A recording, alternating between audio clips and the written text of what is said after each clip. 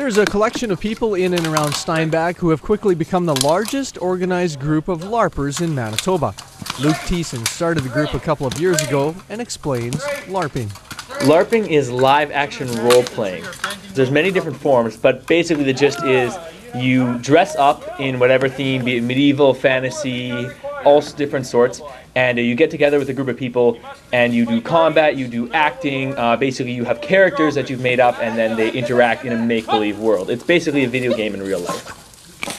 Probably about 2.5 years ago, I started a group here at my buddy's farm just outside of Steinbach.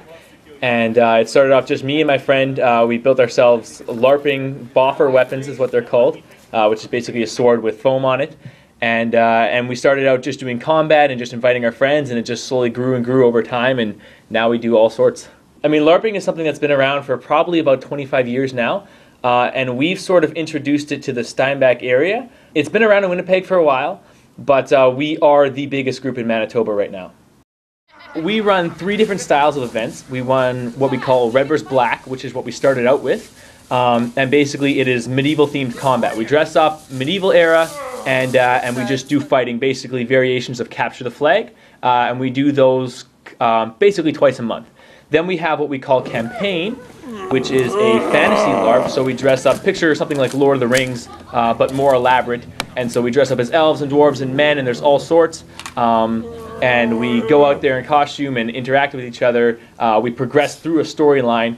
Those we typically run, we've ran them once a month. This year we're just running 2 of them, but they are going to be big weekend-long events. And then the other thing we do is zombie LARP. And that's our big event, and that's kind of our big attraction that brings in a whole different crowd than what comes to our regular events. And basically we put on a zombie apocalypse simulation.